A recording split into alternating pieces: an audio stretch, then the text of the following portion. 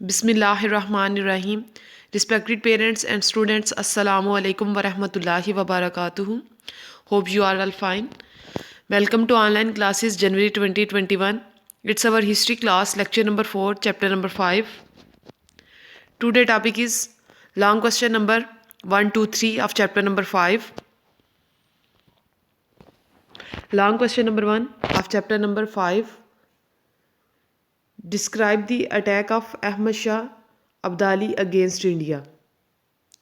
Long question number first क्या है कि डिस्क्राइब करना है कि अहमद शाह अब्दाली ने इंडिया के अगेंस्ट जो अटैक किया था उसको डिस्क्राइब करना है। Answer, in 1748 AD, after defeating the governor of Punjab he marched forward but Mughal emperor Ahmad Shah defeated him near Sirhind.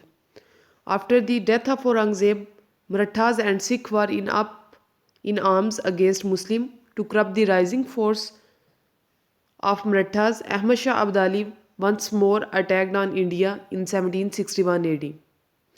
He forced Marathas to leave Punjab and then led his army towards the battlefield of Panipat.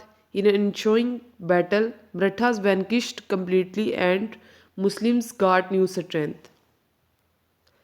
किस तरह से अहमद शाह अब्दाली जो हैं उन्होंने India के ऊपर attack किया था। अहमद शाह अब्दाली जब अफ़गानिस्तान के किंग बनते हैं तो उसके बाद बहुत जल्द ही उन्होंने पंजाब को जो है वो क्या करते हैं, पंजाब के जो गवर्नर हैं उनको डिफीट दे देते हैं। उसके बाद जो है वो मज़ीद अपनी जो कह लें कि फतूहात को बढ़ाने के लिए वो नेक्स्ट जो है मूव करते हैं, लेकिन मुग़ल एम्परर जो अहमद शाह हैं उनको सरहिंद के मुकाम के ऊपर जो है वो डिफीट कर देते हैं। उसके बाद क्या होता है, अगर देखा जाए तो जब जो मुग़ल एम्परर औरंगज़ेब थे उनकी डेथ के बाद मुस्लिम जो रूल है, जो मुग़ल एम्पायर है वो लिमिटेड होना शुरू हो गई हुई थी, डिक्लाइन का शिकार हो गई थी। तो उनके डिक्लाइन का शिकार होने की सबसे मेन रीज़न क्या थी, मराठास और सिख थे कि वो बहुत ज़्यादा पावरफुल हो रहे थे। Marathas and Sikhs were up in the arms against Muslims. So इस वजह से जो थे वो जो है पावर में आ रहे थे, तो उनकी पावर को ख़त्म करने के लिए बेसिकली अहमद शाह अब्दाली जो है उन्होंने इंडिया के ऊपर अटैक किया था। कब अटैक किया था? इन 1761 AD में। और उन्होंने ये अटैक करके थर्ड बैटल ऑफ पानीपत जो है वो लड़ी थी और इसमें जो है मराठास को कम्प्लीटली तौर पर जो है वो फिनिश कर दिया था इंडियन सब कॉन्टिनेंट में, और इस तरह से मुसलमानों को एक न्यू स्ट्रेंथ दी थी। कि किस तरह से मिली थी? अहमद शाह अब्दाली के अटैक से मिली थी। ये था हमारा long question number 1। Long question number 2, analyse the battle of Buxar. Answer, after the Battle of Plassey, Mir Jafar treasury was badly affected by giving undue privileges to British. British deposed him and appointed his son-in-law Mir Qasim as a governor of Bengal. He imposed some extra restrictions on company officers having serious reservation against Mir Qasim. They called Mir Jafar back and reappointed him as a governor of Bengal. Mir Qasim, Shah Alam and Nawab of Oudh declared a war against the British. The British prepared themselves and reached Buxar. In ensuing battle, Mir Qasim was defeated and fled Delhi, and he died in oblivion in 1778 AD.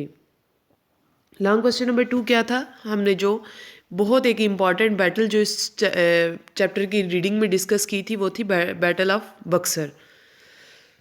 Battle of Buxar जो है, battle of Buxar को समझने से पहले उसका जो background है उसको अंडरस्टैंड करना कंपलसरी है। बैटल ऑफ बक्सर से पहले एक जो इम्पॉर्टेंट बैटल हुई थी वो बैटल ऑफ प्लासी थी, और उस बैटल ऑफ प्लासी के एंड में ये विन की थी ब्रिटिश ने, और इसके एंड पे जो बंगाल के जो गवर्नर या कह लें जो किंग अपॉइंट किए थे वो थे मीर जाफ़र। कहाँ अपॉइंट किए थे? बंगाल में किए थे, क्योंकि ये पपिट थे किनके? ब्रिटिश के। बैटल ऑफ प्लासी में मीर जाफ़र ने हेल्प की थी ब्रिटिश की, so that's why he appointed Mir Jafar as the governor of Bengal. Okay ji, अब मीर जाफ़र जो है वो अपॉइंट तो हो चुके हुए हैं गवर्नर पंजाब के, लेकिन जो डिमांड्स हैं ब्रिटिश की उनको कम्प्लीटली तौर पर फुलफ़िल करना जो है वो बहुत ज़्यादा डिफ़िकल्ट हो रहा था मीर जाफ़र को। सो इस वजह से जो रिलेशंस थे between Mir Jafar and British became dangerous, वो ख़राब होने शुरू हो गए, ख़तरनाक हो गए, क्योंकि उनको इस तरह से अनड्यू प्रिविलेजेस वो नहीं थे दे सकते। ब्रिटिश ने क्या किया, उनको डिसमिस कर दिया, डिपोज किया, उनको डिसमिस किया उनकी हैसियत से और अपॉइंट कर लिए उन्हीं के मीर जाफ़र का ही सन इन लॉ को अपॉइंट किया दोबारा जो है गवर्नर बंगाल का। उनका नाम क्या था? मीर कासिम। मीर कासिम जो हैं वो जब गवर्नर बनते हैं तो he imposed some extra restrictions on company officers. उन्होंने इम्पोज कर दी थी एक्स्ट्रा रिस्ट्रिक्शंस कंपनी ऑफिसर्स पे। अब कंपनी ऑफिसर्स कौन थे? ब्रिटिश वाले थे। ब्रिटिश जो है वो इंसल्ट समझते थे कि इस तरह से उन्होंने हमारे जो कंपनी ऑफिसर्स हैं उनके ऊपर जो है वो रिस्ट्रिक्शंस जो हैं वो इम्पोज की हैं। सो दैट्स वाई जो है इनके दरमियान भी जो रिलेशंस हैं वो उस तरह से जो है ना चल सके और इनमें भी जो है दोबारा से कह लें कि वो रिलेशंस ख़राब हो गए। उससे क्या हुआ कि इन्होंने दोबारा क्या किया कि दोबारा रीअपॉइंट किया मीर जाफ़र को, जो कि पहले अपॉइंट किए हुए थे। मीर जाफ़र को दोबारा बुलाया और रीअपॉइंट किया उनको as the governor of Bengal. जब मीर कासिम को उन्होंने डिसमिस किया था तो Mir Qasim decided to war against the British. he make the alliance with the Nawaba Fauj and Shah Alam and declared the war against the British।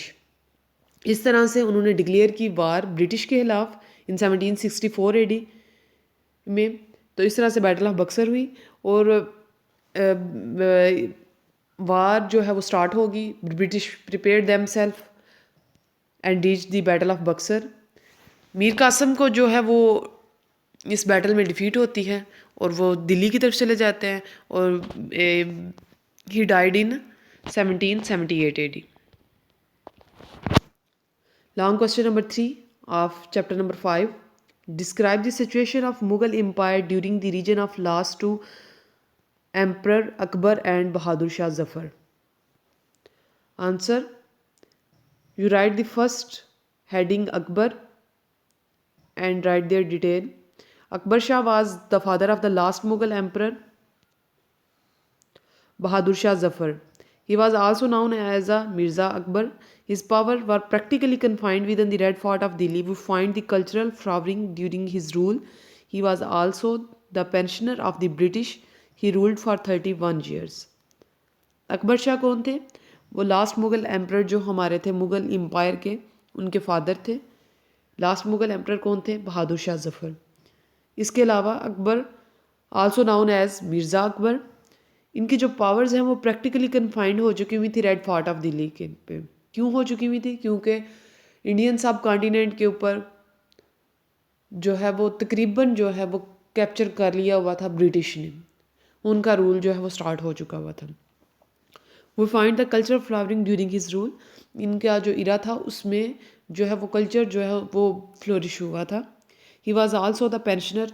ये भी पेंशनर रहे हैं ब्रिटिश के और he ruled for the 31 years in the Indian subcontinent. Okay ji, next last Mughal emperor Bahadur Shah Zafar. Right the heading and after write the detail of this heading. He was also a nominal emperor and prisoner of the British. People choose him as their emperor at the time of 1857 War of Independence, but he was incapable of running, incapable कि उनमें उस तरह से strength नहीं थी running the state. War of Independence concluded in May 1858. British sent him to Rangona as a prisoner.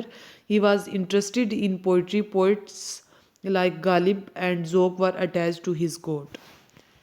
बहादुर शाह जफर जो थे वो लास्ट मुगल एम्परर थे। ये भी जो थे नॉमिनल एम्परर थे और ये प्रिजनर भी रहे हैं ब्रिटिश के। पीपल ने उस वक्त इनको चूज़ किया था अपना एम्प्रर, अपना रूलर, अपना बादशाह जो है, जब 1857 की जो वार थी वो स्टार्ट हुई थी। वो उस वक्त की जो सिचुएशन थी इंडियन सब कॉन्टिनेंट की, वो बहुत ज़्यादा जो है कह लें कि वो बहुत ज़्यादा ख़राब हो चुकी हुई थी और इनमें उतनी कैपेबिलिटीज़ मौजूद नहीं थी to deal with the to deal with these situations. So that's why at the end of War of Independence, he became the prisoners of the British. British sent him to Rongona as a prisoner. He was more interested in poetry and literature. Poets like Ghalib and Zouk were attached to his court. That's it. You write